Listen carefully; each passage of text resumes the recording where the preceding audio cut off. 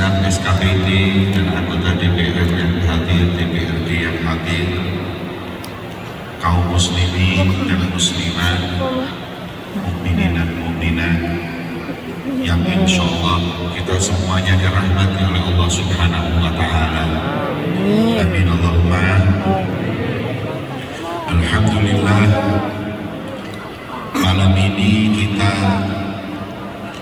sama-sama berkumpul untuk memperingati peristiwa Isra dan Mi'rajnya Nabi kita Muhammad Sallallahu Alaihi Wasallam, yang insya Allah tujuan utama kita memperingati Isra dan Mi'raj adalah untuk mengkokohkan, menguatkan keimanan kita kepada Allah Subhanahu wa Ta'ala.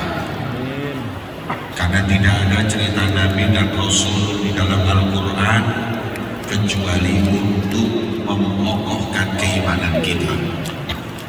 Allah berfirman di dalam Al-Quran, wa kullan naqussu 'alaika min anba'i rusul ma nuthabbitu bihi fu'adak. Wahai Muhammad, semua cerita dari Nabi Adam, Nabi Nuh dan semua Nabi adalah untuk menguatkan keimanan. Nabi yang sudah kuat imannya oleh Allah diceritakan cerita para nabi agar semakin kuat.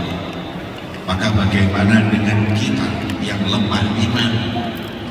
Kita lebih membutuhkan cerita para nabi dan rasul, dan sebaik-baiknya cerita nabi yang mengokohkan keimanan kita adalah Nabi kita Muhammad Sallallahu Alaihi Wasallam. Semoga berkah, faedah, manfaat dari kita memperingati Isra Mi'raj adalah insya Allah semakin kuat dan kokoh keimanan kita kepada Allah Subhanahu wa Ta'ala. Amin ya Rabbal. Hadirin yang dimuliakan oleh Allah, di dalam surat Al-Isra Allah menceritakan peristiwa Isra Nabi Muhammad, di mana Allah berfirman, a'udzu billahi minasyaitonir rajim, bismillahirrahmanirrahim, subhanalladzi asra bi'abdihi lailan minal masjidil harami ilal masjidil aqsa. Allah Subhanahu wa Ta'ala memulai cerita Isra dengan kalimat subhan. Subhan ini maf'ul mutlak, artinya maha suci Allah. Dalam bahasa Arab kalimat subhan itu adalah kalimatun tuqalu 'inda ta'ajjub, kalimat yang dipakai ketika kita heran, ketika kita takjub.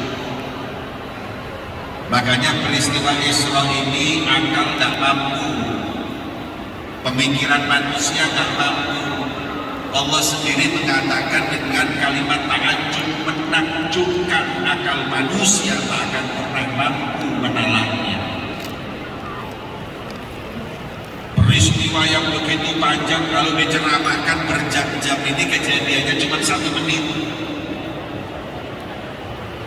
Makanya Allah mengatakan subhan. Subhan kalimat takjub. Bapak-bapak ini kalau lihat ada perempuan cantik, kira-kira ngomongnya subhanallah, cantiknya apa? Na'udzubillah, cantiknya. Pasti kalimat subhan. Ibu-ibu kalau lihat ada satu laki-laki yang ganteng, mesti kan subhanallah, gantengnya nggak mungkin, innalillah, ganteng. Kalimatnya subhan, takjub. Alladzi asra, yang telah memperjalankan. Allah memperjalankan, berarti panggilan dari Allah. Makanya kata ulama, Nabi Muhammad lebih hebat dari Nabi Musa. Nabi Musa mau ketemu Allah minta berkali-kali, tapi Nabi Muhammad nggak minta, tapi dipanggil oleh Allah dengan dalil asra. Allah memperjalankan Nabinya Muhammad bi'abdihi, dengan hambanya yaitu Nabi kita Muhammad sallallahu alaihi wasallam. Allah undang Rasulullah untuk perjalanan Isra dan Mi'raj minal Masjidil Haram ilal Masjidil Aqsa, dari Masjidil Haram, haram itu artinya mulia. Rajab, tempat Isra Mi'raj ini bulan haram namanya. Makkah, Madinah namanya haram. Haram itu artinya mulia. Bahasa Arabnya itu kalau haram itu bisa hurmah. Hurmah kalau orang kita nggak bisa ngomong ha, jadi ha, hurmat. Hormat yang saya hormati, yang terhormat, mulia. Haram itu artinya mulia, bukan haram yang nggak boleh. Haram itu bukan. Masjidil Haram, masjid mulia. Tanah haram, tanah mulia. Bulan haram, bulan mulia. Makanya saya heran, pernah diundang satu masjid namanya Masjidul Halal. Saya tanya takmirnya, kenapa kok Masjidul Halal? Jawabannya, maaf Habib, yang di Mekah Masjidil Haram, di sini halalnya. Berarti ini nggak ngerti, haram bukan kebalikannya halal. Haram itu mulia. Minal Masjidil Haram ilal Masjidil Aqsa. Masjidil Aqsa sekarang di Palestina. Perjalanan Nabi Muhammad itu dulu orang 2 bulan berangkat, 2 bulan pulang. Akan tetapi Nabi Shallallahu Alaihi Wasallam hanya lailan, ay ba'dil lail, hanya sebagian malam melakukan perjalanan tersebut dari Masjidil Haram ke Masjidil Aqsa. Alladzi barakna haulahu, yang kami berkahi sekeliling Masjidil Aqsa. Kenapa Masjidil Aqsa diberkahi oleh Allah? Lima fihi min atharil anbiya wal mursalin, karena kebanyakan nabi dan rasul tinggal dan besar berdakwah di sana. Makanya Masjidil Aqsa adalah masjid yang penuh berkah dari Allah Subhanahu wa taala. Untuk apa kau perjalankan Nabi Muhammad? Linuriyahu min ayatina, untuk kami tunjukkan kepadanya kebesaran-kebesaran Allah Subhanahu. Sesungguhnya innahu huwas samiul basir, Allah Maha mendengar, Allah Maha melihat. Kata ahli tafsir, heran, setelah menunjukkan kebesarannya kok Maha mendengar, melihat. Kata ulama, karena asbabun nuzulnya, Nabi itu kenapa di Isra Mi'rajkan? Nabi itu di Isra Mi'rajkan karena beliau ketika dakwah dibantu paman dan istrinya. Pamannya menjaga di luar, istrinya menjaga di dalam. Di 1 tahun, dua-duanya diambil nyawanya oleh Allah. Hingga akhirnya ketika itu Nabi Muhammad SAW mendapatkan cacian, mendapatkan cobaan yang lebih besar ketika paman dan istrinya diambil oleh Allah Subhanahu wa taala. Lebih-lebih istrinya Khadijah. Jadi hadirin, peristiwa Isra Mi'raj ini termasuk sebab utamanya karena Nabi Muhammad sedih istrinya meninggal. Berarti Sayyidatuna Khadijah itu punya tempat yang begitu besar di hati Nabi Muhammad. Sampai kalau ketika meninggal Rasulullah sedih, dihibur oleh Allah atas meninggalnya Khadijah. Berarti kita semuanya yakin Khadijah pasti masuk surga, sebab Rasulullah bersabda, ayyuma imra'atin natat wa zawjuha anha radin dakhalatil jannah. Perempuan manapun meninggal kalau suaminya rela, suaminya itu sedih, berarti itu perempuan penghuni surga. Makanya kalau pian mau tahu perempuan ini penghuni surga atau tidak, gampang, tinggal ditunggu pas meninggal, lihat wajah suaminya. Kalau apabila suaminya menangis, istrinya meninggal, insya Allah penghuni surga, karena nggak mungkin dia sedih kecuali istrinya soleha. Tapi kalau pian lihat istrinya meninggal, wajah suaminya berseri-seri, penghuni neraka. Gak lagi innalillah, tambah alhamdulillah. Masya Allah. Bu, jadi istri yang solehah ya. seperti Sayyidatuna Khadijah. Jangan sampai suami bahagia dengan kematian istri. Ulun pernah umroh sama jamaah, ada suami istri. Suaminya agak diam, istrinya Masya Allah. Waktu setelah tawaf, istri tadi minta ulun, Habib jangan ke sa'i dulu. Ulun minta doa khusus dengan suami. Doa apa? Doakan di depan multazam. Akhirnya saya doa, suami istri ini ikut amin. Saya doa, ya Allah semoga barokah, ya Allah semoga semua, amin, amin, amin. Terakhir saya diingetin lagi, Habib, kata istrinya, doakan jodoh dunia akhirat. Saya minta sama ya Rabb, semoga jodoh dunia akhirat. Istrinya amin, suaminya amin. Ulun sudah mulai curiga. Setelah selesai doa, ulun mundur mau sa'i, suaminya panggil ulun, Habib, tolong doanya direvisi. Yang mana? Tadi biar ngomong ya Allah jodoh dunia akhirat, cukup di dunia Habib, gak usah akhirat. Kenapa? Sudah Habib, kami tersiksa di dunia karena kalau saya masuk surga ketemu dia lagi, itu surga rasa neraka Habib. Makanya Nabi Muhammad SAW dikasih Khadijah meninggal di Isra Mi'raj karena sedihnya Nabi Muhammad. Tahun itu disebut Amul Huzun, tahun kesedihan atas meninggalnya Khadijah. Rasulullah mulai mencoba mendapat perlindungan dalam berdakwah, berangkat ke Taif, gak malah disambut hadirin, malah dilemparin batu, dihina. Kembalilah akhirnya Rasulullah dari Taif ke Mekah tanggal 27 Rajab. Beliau tertidur di depan Ka'bah, didatangi oleh malaikat Jibril. Datang malaikat Jibril, dibangunin Rasulullah Muhammad bangun.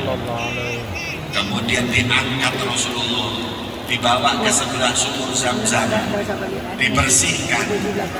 Hatinya yang sebelumnya sudah bersih, tapi lebih dibersihkan karena ingin perjumpaan dengan Allah Subhanahu wa Ta'ala. Disiapkan kendaraan namanya buruk. Buruk ini kendaraannya para nabi. Ada yang bilang kalau buruk ini kendaraan yang pertama kali diciptakan oleh Allah untuk Nabi Ibrahim ketika membangun Ka'bah. Ada yang bilang enggak, semua nabi pakai buruk. Tapi yang mengatakan Nabi Ibrahim adalah nabi yang pertama kali diberi buruk. Sebabnya apa? Membangun Ka'bah butuh kendaraan yang cepat, dikasih buruk. Tapi kalau menurut pendapat saya, Nabi Ibrahim dikasih buruk itu karena Nabi Ibrahim istrinya dua, Siti Hajar, Siti Sarah. Makanya kalau istri dua punya buruk itu enak. SMS istri tua, jalan. Di WA istri muda, jalan. Enak kalau istri dua, tiga punya buruk enak. Tapi kalau nggak punya buruk, apalagi cuma modal Supra, nikah dua, aduh. Makanya saya kalau ditanya Habib syaratnya poligami apa, harus punya buruk. Kalau enggak jangan. Setuju ibu-ibu? Sudah gak mungkin bu ini. Tapi tetangga saya pinter, mobilnya ditulisin buruk. Akhirnya kawin lagi dia. Hadirin yang dimuliakan oleh Allah, ketika Nabi Muhammad didatangkan buruk, mulailah Rasulullah diperintahkan naik, Muhammad naik kau buruk. Ketika naik buruk, perjalanan Isra mulai. Nabi Muhammad pertama kali jalan, Rasulullah disuruh sholat. Muhammad sholat di situ 2 rakaat. Muhammad sholat di situ 2 rakaat. Muhammad sholat di situ 2 rakaat. Sholatnya sholat Nabi Ibrahim, karena Nabi waktu itu belum diperintahkan sholat. Rasulullah sholatnya dulu itu sholat Nabi Ibrahim. 4 tempat Nabi sholat. Yang pertama, tempat itu penuh dengan pohon kurma. Nabi tanya, apa ini? Ini Madinah Munawwarah, tempat kau bakal hijrah. Yang kedua, gunung. Kenapa saya sholat di gunung? Ini gunung nggak sembarang gunung. Ini gunung Turisina, tempat Nabi Musa berbincang-bincang dengan Allah di sini. Oh, terus Nabi Muhammad disuruh sholat di sebelahnya pohon. Nabi tanya, kenapa saya sholat di pohon? Ini bukan sembarang pohon. Musa ketika dikejar-kejar Fir'aun, dia istirahat dari pelarian tersebut, bersandar di pohon ini. Yang terakhir, rumah kecil. Di rumah kecil tersebut Nabi Muhammad sholat, tanya, rumah banyak, kenapa di sini saya sholat? Itu namanya Baitul Lahmin. Kalau orang sekarang bilang Bethlehem, tempat lahirnya Nabi Isa. Coba hadirin, Nabi Muhammad disuruh sholat di gunung. Kenapa? Karena bekas Nabi, rumah bekas Nabi, pohon bekas Nabi, gunung banyak, rumah banyak. Kenapa Nabi Muhammad gak sholat di Gunung Belut? Padahal Gunung Belut ada Mbah Marijan di sana. Enggak, karena bukan bekasnya Nabi. Bekasnya Nabi barokah. Rumah bekas Nabi Isa barokah. Pohon disandari Nabi Musa barokah. Makanya saya heran kalau ada orang yang nggak mau barokah, katanya syirik, nggak boleh. Halo, tes. Anda ini nggak pernah baca kitab apa? Kenapa Nabi sholat di pohon? Kenapa Nabi sholat di situ? Bekasnya Nabi barokah. Kalau dibilang bekas Nabi barokah, bekas wali barokah, kemudian Anda nggak terima, biar kami ikuti Rasulullah dan malaikat Jibril. Kalian yang ngomong bid'ah, ngomong syirik, ikut siapa hadirin? Rasulullah ini rambutnya kalau dipotong berebut sahabat. Nabi Muhammad kalau ludahnya rebutan. Walaupun memang ludahnya Nabi itu beda dengan ludah kita. Sebagaimana dalam hadis disebutkan, Nabi itu kalau ludahnya Nabi itu seperti misik, baunya wangi. Itulah bedanya ludah Nabi dengan ludah kita. Dalam bentuknya beda, manfaatnya juga beda. Nabi Muhammad SAW ludahnya obat. Sahabat kena panah matanya dikasih ludah Rasulullah sembuh.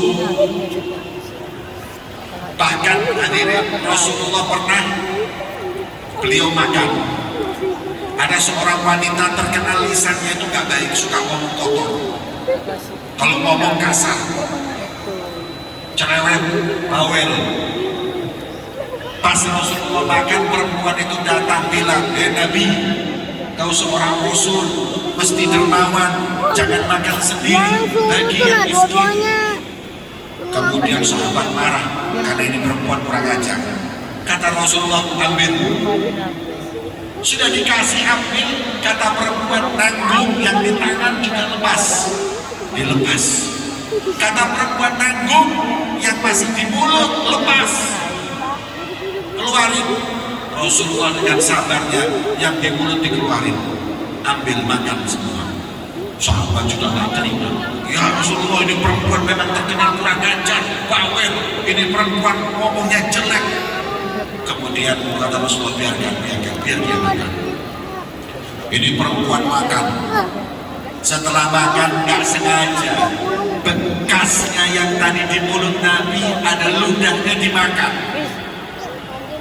Setelah dimakan, subhanallah, riwayat menyebutkan perempuan semenjak masuk di mulutnya ludah Nabi Muhammad gak pernah lagi keluar dari lisannya kata-kata kecuali yang baik, kecuali yang membahagiakan, kecuali yang meridhokan Allah Subhanahu wa ta'ala. Kenapa? Berkah ludahnya Nabi Muhammad. Masya Allah, itu ludah Nabi ke mulut orang yang suka ngomong kotor berhenti. Kalau ludah kita, orang yang ngomong baik jadi kotor. Kalau nggak percaya, keluar dari musim ada orang lewat, ludahin mukanya. Pak, wanita yang bawel ini Pak, kena ludahnya Nabi langsung ngomongnya baik. Wanita yang cerewet ini Pak, istri pian cerewet kan? Kalau cerewet perlu diludahi. Ludahnya Nabi nggak ada, tapi yang ada ludahnya pewaris Nabi. Siap, Habib Hamzah siap, Habib Abdul Qadir juga siap. Cuman dosisnya agak tinggi. Saya khawatir istri yang kena ludah mereka bisu. Masya Allah hadirin. Nabi SAW disuruh sholat di beberapa tempat tadi. Nabi Musa, Nabi Isa dan lain-lain. Kenapa? Karena tempat-tempat tersebut makanya kalau ada ulama bajunya, syalnya kita ambil keberkahan boleh, nggak ada yang melarang. Imam Syafi'i sendiri ngambil berkah dari Imam Ahmad bin Hanbal. Imam Syafi'i pernah hadirin diberi baju oleh Imam Ahmad bin Hanbal. Jadi ada orang mau ke Imam Syafi'i di Mesir, Imam Ahmad bin Hanbal di Irak. Kemudian saya mau ke tempat Mesir ke Imam Syafi'i, dicopot bajunya Imam Ahmad bin Hanbal, mengatakan berikan bajuku ini kepada Imam Syafi'i guruku. Sesampainya di rumah Imam Syafi'i, ini ada titipan dari Imam Ahmad bin Hanbal, dicium. Kemudian beliau perintahkan mereka ambil ember, isi air, ember air. Subhanallah, bajunya Imam Ahmad bin Hanbal dimasukkan, kemudian diambil, diminum keberkahannya. Masa Imam Syafi'i nggak ngerti mana syirik mana tidak? Ini saya heran sama aliran-aliran sekarang ini. Dari mana ngambil ilmu keberkahan? Nggak ada. Bekasnya orang soleh nggak jadi berkah. Ini dari mana? Islam nggak ngajarin seperti itu. Lihat peristiwa Isra Mi'raj, lihat Imam Syafi'i. Kalau mau mengambil berkah, berarti pihak ajarannya Imam Syafi'i. Kalau nggak mau, berarti Imam Samudra. Imam Syafi'i ambil air diminum. Bahkan dalam riwayat orang-orang sakit diberi. Di Ulun pernah diundang hadirin. Ulun pernah diundang satu kiai di Lamongan. Saking senangnya, waktu saya mau pulang setelah ceramah, Ulun dipinjam, Rinda ini dipinjam. Habib permisi mau pinjam sebentar. Buat apa? Santrinya dipanggil, ambilin ember sama air. Serban Ulun dimasukkan, airnya suruh minum satu pondok. Insya Allah barokah Habib ambil. Kemudian serban basah-basah dikembalikan. Ulun tanya kiai, alhamdulillah pian dapat barokah. Ulun masuk angin.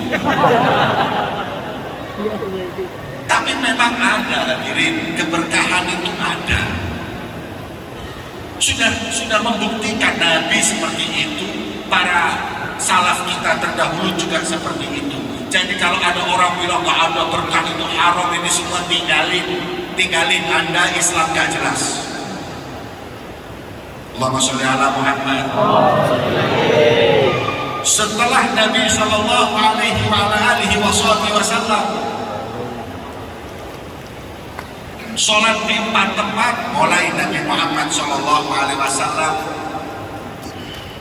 diperintahkan untuk melihat kejadian demi kejadian untuk pelajaran umatnya.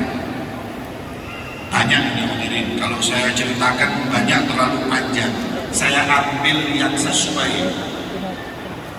Pertama, Nabi Muhammad melihat ada orang nanam panen. Bingung Nabi Muhammad, siapa mereka? Umatmu. Hah?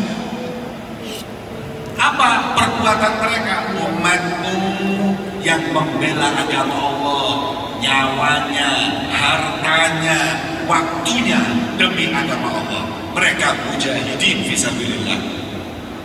Siapa mujahidin fisabilillah? Yang dengan hartanya para saudagar bangun masjid, bangun madrasah, bangun pondok pesantren, mujahidin fisabilillah. yang dengan nyawanya, Pak polisi, Bapak tentara, Pak tentara, anak buahnya Pak Dudung ini kalau apabila menjaga negeri ini, menjaga keutuhan NKRI, berarti mujahidin fi sabilillah dengan nyawanya. Pak polisi juga seperti itu, kecuali Pak Safu.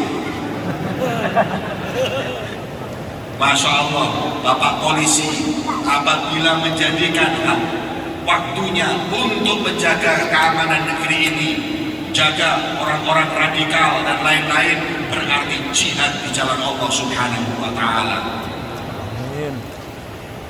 Ada yang dengan waktunya, para hadirin, berkhidmah kepada ulama, ini adalah jihad di jalan Allah Subhanahu wa Ta'ala.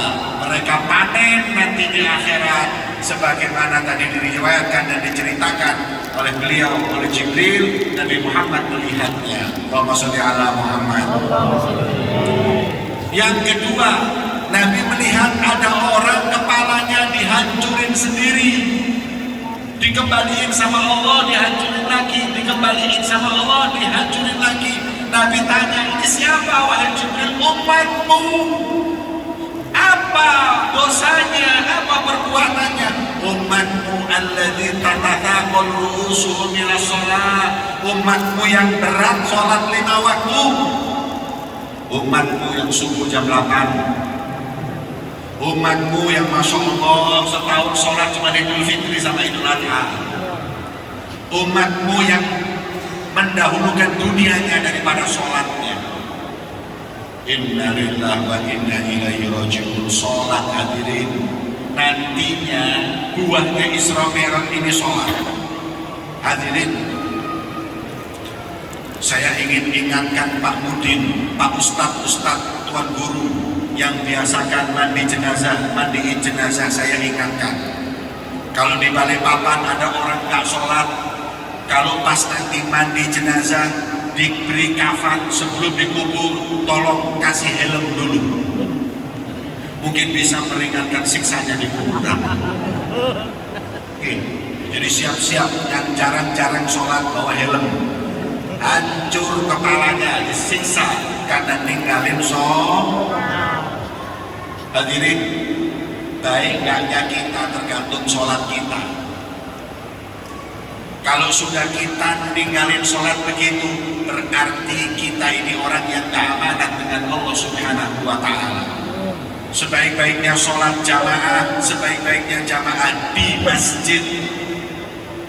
Kalau enggak, yang penting jangan ninggal sholat. Gak ada baiknya orang ninggalin sholat. Kata Rasulullah, rumah yang di situ ada patung, rumah yang ada anjing, malaikat rahmat gak masuk. Ada malaikat tukang ngasih rahmat. Itu kalau ke rumah orang yang ada patung dan anjing gak mau. Tapi kata ulama yang lebih parah, kalau rumah di situ yang ada orang gak sholat, jangan lagi malaikat rahmat. Semua malaikat gak mau kecuali malaikat Israel. Laknat Allah turun di rumah ada orang gak sholat. Bu, yang aneh, subuh kata kesian anaknya, udah kesian biar tidur aja. Tapi kalau waktunya sekolah, bangunin. Capek, gak ada capek, bangunin. Sekolah paksa harus bangun, sholat enggak. Bu, saya mau tanya, apa ada anak mati subuh khotimah gara-gara absen sekolah? Pak, saya mau tanya, bukankah sebab subuh khotimah gara-gara gak sholat? Mending sholat dibangunin, sekolah capek udah gak apa-apa daripada ninggalin sholat. Ulun kadang-kadang heran sama orang tua zaman sekarang. Sholat enteng, ninggalin gak apa-apa. Tapi kalau untuk urusan dunia, marah. Hingga di mata anak-anak kita, dunia lebih penting dari sholat 5 waktu. Maka itu ayo melalui momen Isra Mi'raj jaga sholat kita. Habib, di sini ada wali tapi sholatnya nggak kelihatan, nggak mungkin. Nggak mungkin jadi wali nggak sholat, nggak mustahil. Wah, Habib nggak tahu. Kenapa? Sholatnya langsung di Mekah. Sini. Rasulullah dalam Bukhari itu disebutkan sakit-sakit diangkat Sayyidina Ali untuk ke masjid sholat.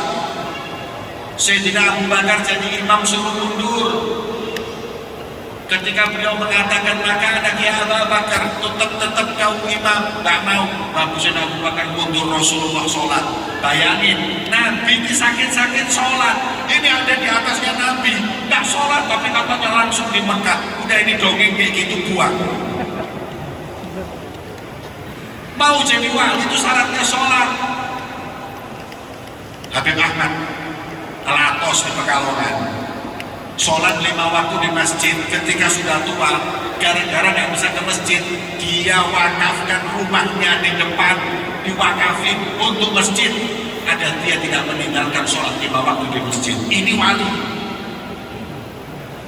Nah kalau sudah ngakunya wali, hadirin, wali itu sholatnya istiqomah itu baru wali. Kalau kita nggak, wali itu yang pinter nebak. Kalau pinter nebak nggak usah wali. Mama Loren pinter, pesulap merah juga pinter. Nak wali itu Habib yang bisa terbang, masya Allah, burung wali semua. Bisa jalan Habib, minta di air, bebek mau lihat. Sudah buah-buah kayak gitu. Wali itu yang sholatnya 5 waktu berjamaah. Mereka lah para aulia Allah Subhanahu wa Ta'ala. Ada satu riwayat Syekh Abdul Qadir Jailani. Syekh Abdul Qadir Jailani didatangi cahaya. Kemudian cahayanya bilang gini, Abdul Qadir Jailani, kamu sudah gak wajib sholat, gak wajib zakat, gak wajib puasa. Makommu sudah tinggi, semuanya sudah bebas. Apa yang dilakukan Syekh Abdul Qadir Jailani? Sultanul Auliya, rajanya para wali. Dia lepas sandalnya, dilempar cahaya tersebut. Ihsan anta ya lain. Lempar. Subhanallah, cahaya tadi berubah menjadi awan hitam. Jatuh setan. Kata setan, biar kau tahu kalau mulut setan. Katanya Syekh Abdul Qadir Jailani, gimana nggak tahu Nabi Muhammad sampai meninggal nggak ninggalin sholat. Sayyidina Abu Bakar nggak ninggalin sholat. Sayyidina Umar meninggalnya setelah sholat. Sayyidina Utsman meninggalnya pas sholat. Sayyidina Ali pulang sholat. Nah saya siapa kok sampai sholat nggak wajib? Pasti kamu setan. Katanya Syekh Abdul Qadir, katanya setan, untuk kamu ngerti, ada 20 orang ahli ibadah sekarang jadi zindik tinggalin sholat gara-gara caraku seperti ini. Subhanallah. Makanya ulun kasih tahu pian semua, nggak itu Habib, yang itu kiai, kalau udah nggak sholat tinggalin. Kalau sampai ngomong begini, saya nggak sholat, makom saya sudah tinggi, saya nggak wajib sholat, copot sendal pian. Udah, jangan dilempar, ada Pak Polisi, saya tangkap ini. Sudah nggak benar atur aliran-aliran seperti itu. Ini kadang-kadang saya lihat di Kalimantan ini ditanya, aliran-aliran yang sholatnya nggak kelihatan, sudah makomnya sholat nggak kelihatan, udah kayak gitu buat. Emang lebih tinggi rakomnya dari Nabi Muhammad? Nggak ada aulia kecuali mereka ahli ibadah, ahli sholat. Maka itu sholat ini penting sebagaimana diceritakan oleh Nabi kita Muhammad Sallallahu Alaihi Wasallam. Allahumma sholli ala Muhammad.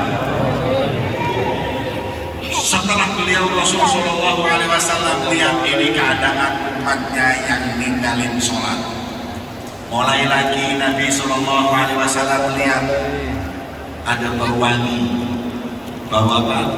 Wangi. Tanya siapa ini? Masyitoh. Siapa Masyitoh? Perempuan tukang sisir anaknya Fir'aun. Kenapa? Dia pas nyisirin anaknya Fir'aun, sisirnya jatuh, kaget, langsung nyebut nama Allah, Bismillah. Memang si Masyitoh ini ahli zikir. Kalau orang ahli zikir itu kaget zikir. Kalau orang tak ahli zikir, kalau kaget, naudzubillah. Ibu-ibu ahli zikir nggak lihat kalau kaget. Kalau pas kaget ini copot-copot, ini bukan ahli zikir. Kalau kaget subhanallah, bismillah, ahli zikir. Masih toh ahli zikir, anaknya marah. Awalaki rabbun ghairu abi, kau punya Tuhan selain ayahku? Jawabannya, Tuhanku, Tuhanmu dan Tuhan ayahmu Allah. Saya sampaikan kepada ayahku Fir'aun, sampaikan. Disampaikan kepada Fir'aun, ayah, masih kau punya Tuhan selain kau? Panggil masih kau. Betul kau punya Tuhan selain aku? Jawabannya, Rabbi wa Rabbuka Allah, Tuhanku, Tuhanmu adalah Allah. Pengawal, ambil suami dan anaknya, siapkan tembaga yang sudah dipanasi dan meleleh. Satu persatu kita goreng. Kalau dia nggak kembali di jalan menyembah Fir'aun, panggil suaminya, panggil anaknya. Suaminya masih tahu nyembah Fir'aun apa nyembah Allah? Allah. Suaminya digoreng. Oh, nangis. Istrinya melihat suaminya digoreng, nangis. Setelah selesai, gimana? Tuhan Allah. Ini cerita zaman Nabi Musa ini, belum ada Nabi Muhammad, zaman Nabi Musa ini. Anakmu, anaknya yang udah besar, digoreng, nangis. Gimana masih kok? Tuhan Allah, Rabbi wa Rabbuka Allah. Tinggal anaknya yang kecil usia 2 bulan, anak yang lagi menyusui dengan ibunya, digoreng juga. Mulai ibu, suami digoreng, anak digoreng, masih mungkin ini sudah pengalaman hidup, sudah lama hidup, ini baru 2 bulan. Gara-gara saya nggak mau nyembah Fir'aun, akhirnya digoreng depan saya. Mulai nggak kuat, hancur hatinya. Mau ngomong Fir'aun Tuhanku, tapi hatinya Allah. Tapi subhanallah, si bayi ini oleh Allah dengan kebesarannya disuruh ngomong kepada ibunya, ya ummah tu'i wa la tataqa'asi fa innaki 'alal haq. Ibu yang tabah, yang kuat, kau dalam kebenaran. Kaget, langsung menghadap ke Fir'aun, Rabbi wa Rabbuka Allah, Tuhanku dan Tuhanmu adalah Allah. Wahai Fir'aun, anak bayi digoreng.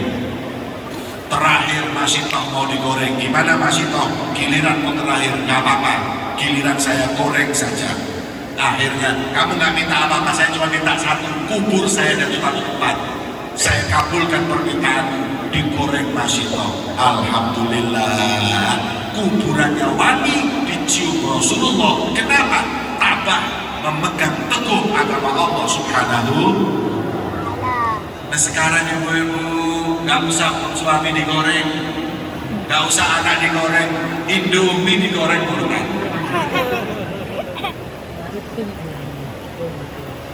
Apa ini? Khususnya wanita-wanita kita, jangan sekedar senang dengan laki-laki yang lain, kemudian beda agama, pindah dan murtad dari agamanya. La haula wala quwwata illa billah. Ntar nikah sama ini, beda agama ini, ntar cerai balik lagi. Agama dibuat mainan, keyakinan sama Allah dipermainkan.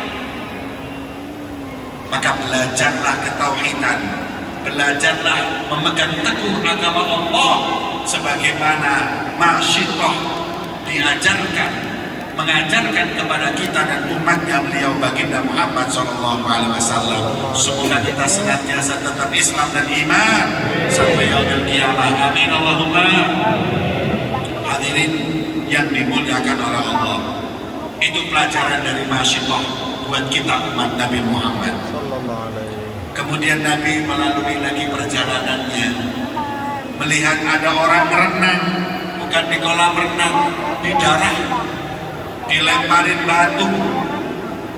Kemudian ditanya oleh Rasulullah, ini siapa umatmu? Kenapa? Suka makan riba. Umat yang suka makan riba, Pak, Yang disiksa itu orang yang suka nyekolahin BPKB, sertifikat. Jadi butuh uang, jaminan BPKB, proses cepat masuk neraka. Apa ini hadirin? Riba itu haram. Pinjemin duit 1 juta balikin 1.200.000, itu riba, itu diharamkan oleh Allah. Jangan main-main. Saya mau apa sih? Orang sekarang ini banyak kan riba, kepingin agar keuangannya atau pekerjaannya lebih besar. Berkah nomor 1. Nominal itu belum tentu membahagiakan. Pak, saya punya teman pejabat banyak, saya punya teman orang kaya juga banyak, tapi belum tentu hidup mereka bahagia. Pejabat kalau sudah kelihatan KPK kayak malaikat Israel, ya nggak jujur. Hadirin, saya nggak sedikit punya teman kaya raya tidur nggak enak karena nggak diberkahi sama Allah. Pak, saya punya teman bos di Surabaya, gajinya per bulan 45 juta. Enak kan? 45 juta. Tapi kalau malam nggak bisa tidur. Sampai dia naik mobil keliling di Surabaya 1:30 baru pulang, baru bisa tidur. Mau tidur setengah mati, gajinya 40 juta. Nah bapak-bapak, alhamdulillah, utangnya banyak, tidurnya juga enak. Alhamdulillah. Makanya kalau ada pengajian gini, ada yang tidur jangan dibanguni, insya Allah barokah. Ya. Orang mobilnya Alfa tapi nggak bisa tidur, bisulan 2 tahun nggak sembuh-sembuh. Ada yang cuma naik becak tidur, naik motor tidur, alhamdulillah. Makanya jangan biar itu berpikir kalau harta banyak senang, belum tentu. Yang penting diberkahi Allah Subhanahu. Ulun pernah diundang orang kaya raya di Semarang. Masya Allah, ini saya lihat kekayaan orang itu istimewa. Saya waktu diundang, saya dikasih rumah guest house punya dia pribadi. Di depannya ada mobil baru tahun tersebut disiapkan buat tamu kalau mau jalan-jalan. Mobilnya BMW baru. Dalam hati ulun, ya Allah, semoga pulang dihadiahin mobil ini ya Allah. Kan orang berharap nggak apa-apa. BMW baru, katanya supirnya, saya siap di sini mobil tamu. Habib mau kemana diantar mobil ini. Rumahnya istimewa. Ini saya diundang 15 tahun yang lalu. Saya masuk ke rumah, itu rumah itu nggak kelihatan, ubinnya nggak kelihatan, karpet semua. Kecuali kamar mandi aja yang enggak. Kamar mandinya ada AC-nya. WC itu saya duduk di depannya ada TV-nya.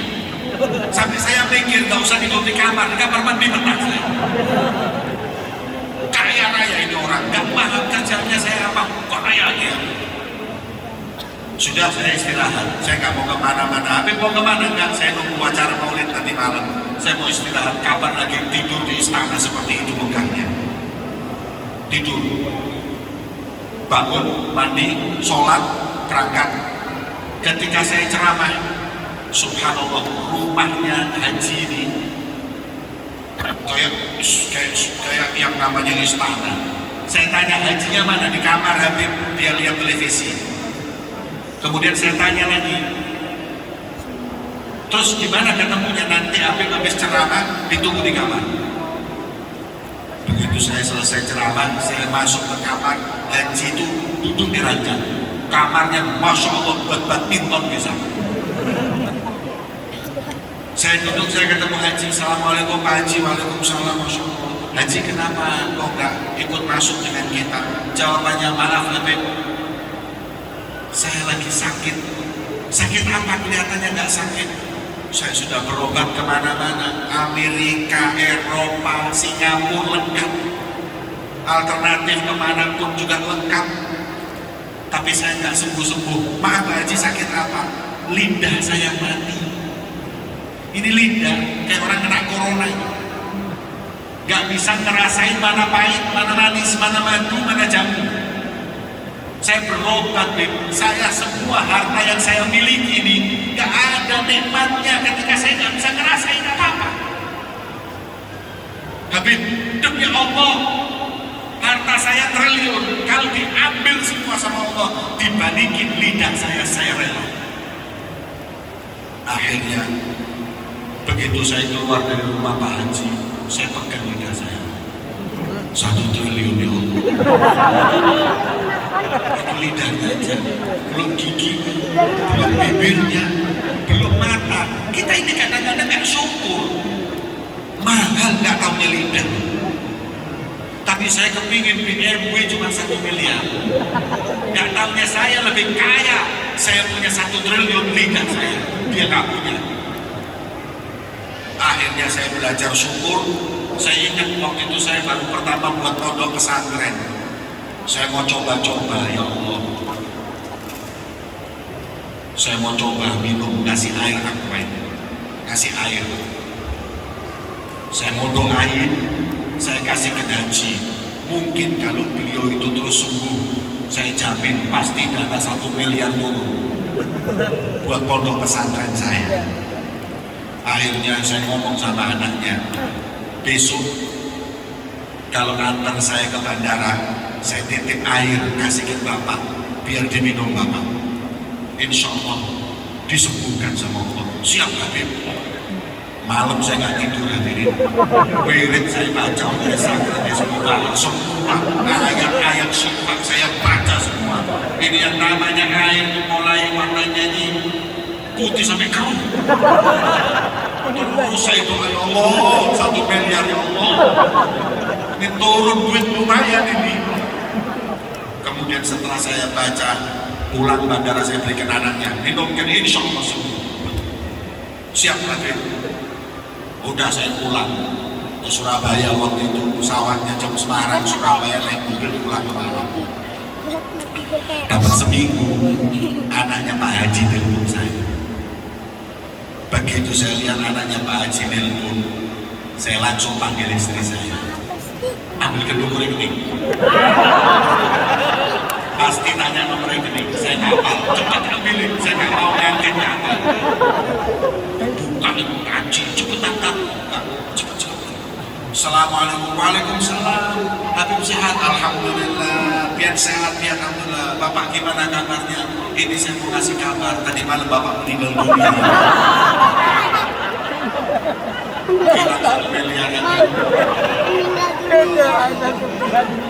Mungkin itu overdosis. meninggal tadi malam. Tapi itu doakan semoga husnul khotimah, sama lemes yang doanya. Kemudian istri saya tanya, ini rekening gimana buat? Mungkin gak ikhlas saya nyembuhkan bukan karena Allah, karena 1 miliar. Makanya biar kalau ada yang mau bunuh diri, minum air setelah saya nanti. Kaya tapi gak berkah. Buat apa ini? Di Malang ada satu bos punya 12 pom bensin.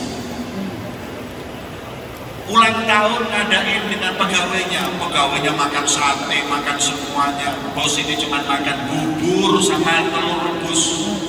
Ditanya kenapa? Kolesterol, asam urat, lengkap. Gak bisa makan apa-apa. Bayangin, kaya gak bisa makan. Miskin, Masya Allah, kambing kemakan sate, kadang-kadang sambil tusuknya kemakan sehat. Alhamdulillah, tidur enak, makan enak. Walaupun uang gak banyak, tapi hadirin. Makanya yang namanya kaya itu kalau diberkahi Allah enak, kalau gak diberkahi gak enak hadirin. Makanya kalau minta rezeki sama Allah yang banyak, barokah, jangan banyak aja. Banyak masalah, ruwet hadirin. Bener. Ya Allah, sudahlah saya jadi ulama, itu sudah sering. Oh, orang kaya mau pejabat kalau curhat ke saya tahu. Gak semua jabatan, gak semua harta itu membuat orang bahagia. Kalau berkah, itu bahagia. Kita juga kalau uang pas-pasan tapi diberkahi Allah, itu nikmat hidup. Makanya orang hidup itu paling gak enak punya dua, ham wal huzun, sumpah, sedih, mikirin yang lalu dan mikirin yang akan datang gimana. Ini orang hidupnya gak enak. Makanya wali Allah gak pernah sedih, gak pernah sumpah. Yang dulu dia terima, yang akan datang dia pasrahkan kepada Allah. Hidup mereka nikmat. Makanya saya cuma mau tekankan, jangan terlalu ambisi dengan dunia. Hadirin, ini orang-orang bisa bahasa Jawa, bisa. Saya kasih cerita tapi ada bahasa Jawanya dikit.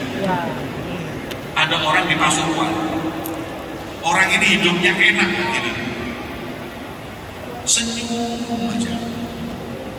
Orang-orang bilang ini orang gak pernah stres, hidupnya nikmat, ketawa aja sama orang. Akhirnya saya tanya, Ji, biar bisa seperti ini apa bacaannya? Ada yang bisa dikasih kiai saya, tapi saya gak pernah ceritain ke orang. Ulun mau silaturahim ke rumah pian, jangan Habib sudah bagi-bagi ilmu. Akhirnya saya datang ke rumahnya. Saya datang ke rumahnya, saya tanya resep pian supaya bisa seperti ini apa? Uang ya pas-pasan, jabatan yang enggak, tapi pian hidup nikmat, mau apa aja dapat. Gak pernah stres, penyakit gak punya. Kata beliau gini, Habib, saya dikasih amalan sama guru saya, kiai saya. Apa itu? Bangun tidur, sebelum tidur saya suruh menahan nafas yang panjang. Kemudian saya suruh bilang gini, mbuh wis sakarepe Gusti Allah. Mbuh wis sakarepe Gusti. Artinya apa ya? Gak tahu deh, terserah Allah. Mau tidur, mbuh wis sakarepe Gusti Allah, pasrah. Bangun tidur setelah baca doa, yang akan dia hadapi hari ini apa? Mbuh wis sakarepe Gusti Allah, pasrah. Ini kalau bahasa Arabnya apa? Hasbunallah wa ni'mal. Kita pintar ngomong cuma nggak ngerti. Ini orang pasrah, ya Allah, terserah Allah. Hidupnya enak karena apa? Dia jadikan semua urusannya Allah yang langsung menghandle-nya. Hadirin, orang ini kan kalau orang tergantung dekengannya, sama sih dekengannya. Biar kalau ada gubernur Kalimantan Timur ngomong, udah kamu tenang, semua urusanmu saya atur. Udah tenang hidup kita. Kapolda ngomong, biar santai aja, nyetir mobil santai aja. Kalau ada apa-apa ngomong saya, tenang dulu. Kita kalau dapat jaminan dari Kapolda, dari gubernur, itu merasa tenang. Padahal Kapolda, padahal gubernur manusia. Bisa jaminannya benar, bisa tidak, bisa itu, bisa tidak. Nah, jadi kita ini kadang lupa dijamin Allah, tapi kita nggak tenang. Nggak pernah mati Allah. Makanya orang yang merasa dijamin sama Allah hidupnya tenang, nggak mungkin Allah nggak kasih rezeki, nggak mungkin Allah nggak akan menjadikan penyelesaian dalam masalahku. Selalu pasrah sama Allah, hidupnya tenang, merasa yang nekenin dia bukan Kapolda, bukan Kapolri, bukan Presiden, Allah Subhanahu wa Ta'ala. Makanya hidupnya enak. Makanya dia saya kasih motivasi, minta sama Allah rezeki yang barokah. Barokah itu manfaat, membuat kita jauh penyakit, jauh masalah. Itu lebih afdol daripada harta melimpah, penyakit melimpah, masalah melimpah. Allahumma sholli ala Muhammad. Selesailah Nabi Muhammad SAW melihat pelajaran tersebut. Nabi SAW melihat lagi pelajaran demi pelajaran begitu banyak, sampailah ke Masjidil Aqsa. Sholat Nabi Muhammad dengan para nabi dan rasul. Mulailah mi'raj, naik lantai 1, langit ke-1, langit ke-2, sampai langit ke-7, sampai Sidratul Muntaha. Nabi Muhammad jumpa dengan Allah. Setelah perjumpaan dengan Allah, pulang ketemu Nabi Musa. Muhammad, ketemu Allah barusan? Iya. Dapat perintah apa? Sholat berapa? 50 waktu. Gak kuat umatmu. Salbut takfir, minta keringanan. 50 loh hadirin. Ini waktu 24 jam. Sholat 50, baru setengah jam sekali azan hadirin. Ibu-ibu masak sholat, balik lagi masak sholat, terus sejam. Masya Allah, gimana sholat itu? Kemudian kata Nabi Muhammad, iya gak kuat umatmu. Nabi Musa bilang seperti itu. Balik Nabi, ya Rabb minta keringanan 45. Turun, sudah berapa? 45. Gak kuat, minta lagi 40, 35, 30, 25, 22, 15, 10, 5. Ketemu Nabi Musa lagi, berapa? 5. Minta lagi keringanan. Kata Nabi Muhammad, jangan Musa, saya sudah malu sama Allah dari 50 ke 5. Sampai sekarang saya menyesal kenapa Nabi mau malu waktu itu. Kalau gak kan lumayan, mungkin 3, mungkin 2. Minimal gak ada subuh aja udah alhamdulillah. Paling repot subuh, jangan lagi ambil kiai juga berangkat subuh. Ini tes keimanan memang. Akhirnya ya udah 5 waktu sholat yang mestinya 50. Kata ulama aslinya itu memang dari awal itu 5. Cuman dibuat 50 oleh Allah untuk spesial umat Nabi Muhammad. Sholat 5 waktu, pahalanya 50 waktu. Allahumma sholli ala Muhammad. Rasulullah turun bawa sholat 5 waktu. Sholat 5 waktu. Nabi balik ke Mekah. Nabi menceritakan kepada para sahabatnya bahwa semalam aku Isra, kemudian Mi'raj, aku mendapatkan perintah sholat, dan sholat yang pertama kali dilakukan Nabi adalah sholat subuh karena peristiwa itu malam. Hadirin yang dimuliakan oleh Allah Subhanahu wa Ta'ala, inilah sedikit sekelumit dari peringatan cerita Isra dan Mi'raj Nabi kita Muhammad SAW. Perjalanan pelajaran, perjalanan pembuktian kecintaan Allah kepada Nabi Muhammad SAW. Perjalanan bagaimana sabarnya beliau Rasulullah. Perjalanan bagaimana rukunnya para Nabi dan Rasul yang diutus oleh Allah Subhanahu wa Ta'ala. Seperti itulah hadirin yang mesti untuk kita sama-sama ketahui dalam peristiwa Isra dan Mi'rajnya Nabi Muhammad SAW. Terminalnya masjid ke masjid, makanya masjid itu harus makmur, masjid itu harus dimakmurkan. Saya suka, tadi saya ngomong Pak Wali Kota, Masya Allah, ini masjid begitu megah.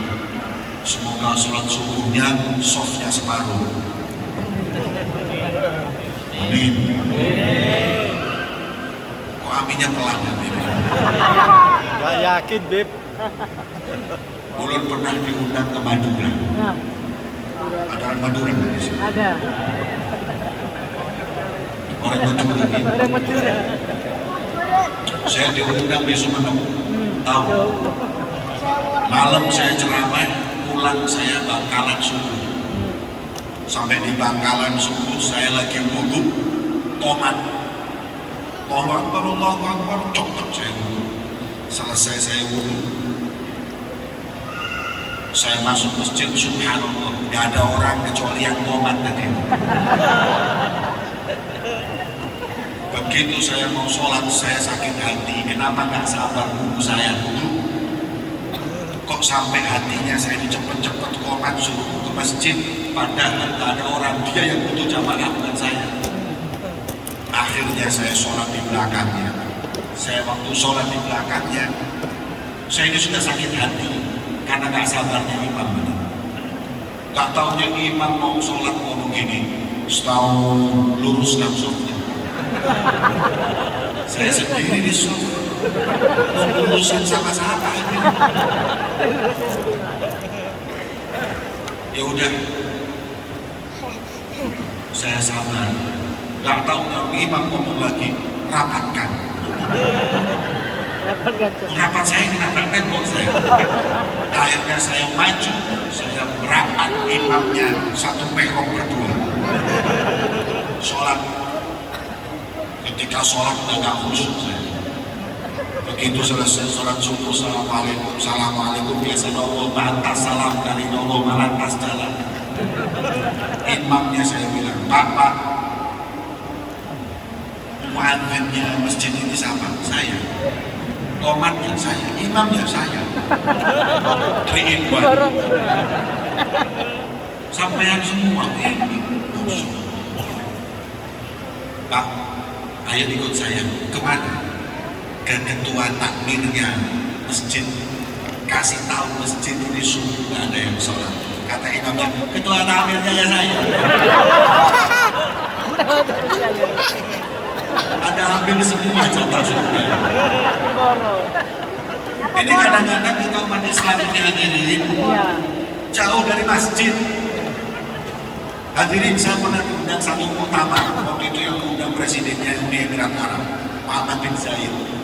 Ada pertemuan konferensi ulama. Saya diundang di Abu Dhabi. Subuh saya sholat subuh.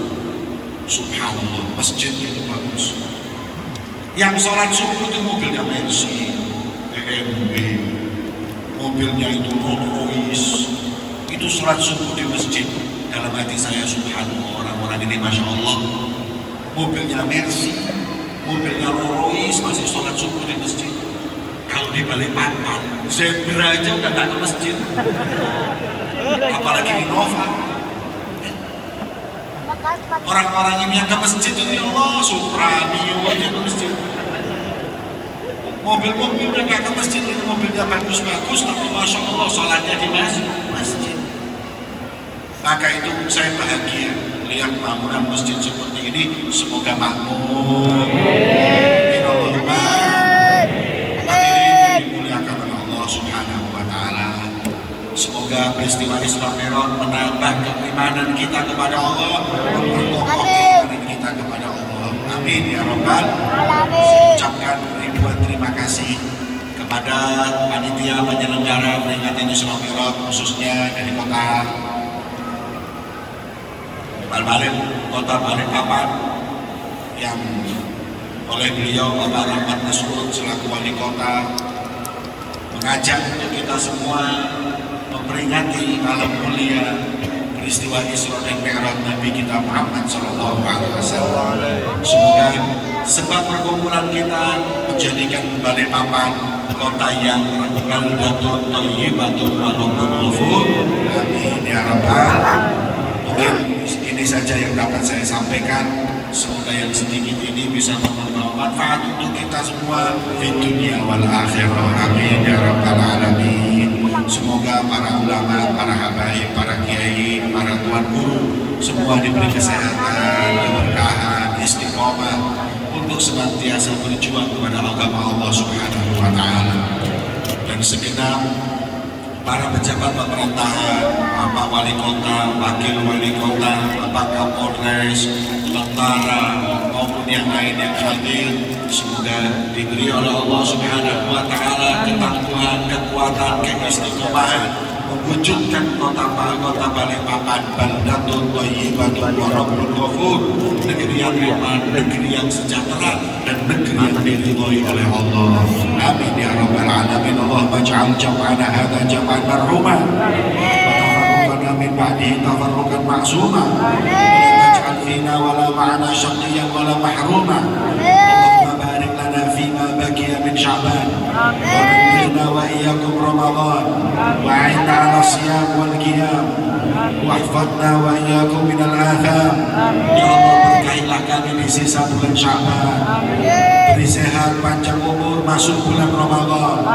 Ya Allah, beri kekuatan kami sholat, beri kekuatan kami zakat, beri kekuatan kami untuk puasa.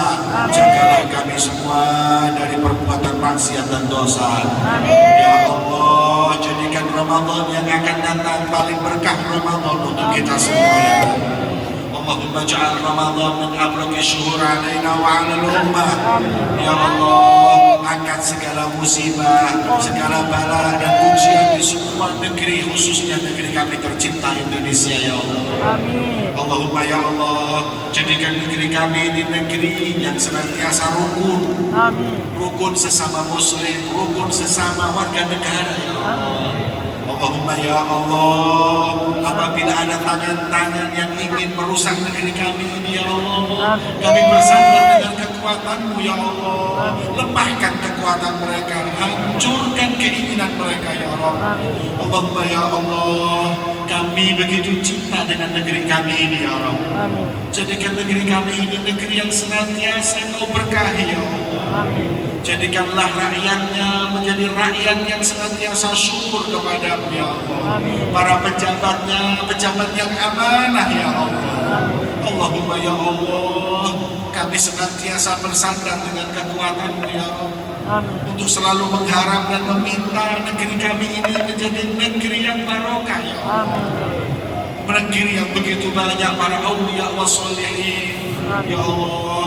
Kadang-kadang kami risih, kadang-kadang kami, ya Allah, melihat bagaimana umat Nabi Muhammad, bagaimana warga negara kami dibenturkan, ya Allah, diprovokasi, ya Allah, untuk saling membenci, ya Allah. Angkat semua kebencian, angkat semua musibah, angkat semua bala dari negeri kami ini, ya Allah. Kami begitu cinta dengan negeri ini, ya Allah. Allahumma ya Allah, jadikanlah warga negara Indonesia mereka orang-orang yang Kau ridhoi dunia dan akhirat, ya Allah. Rabbana atina fid dunya hasanah wa fil akhirati hasanah wa qina adzabannar. Wa sallallahu ala sayyidina Muhammadin wa ala alihi wa sahbihi wasallam. Walhamdulillahi rabbil alamin. Bismillahil Fatihah.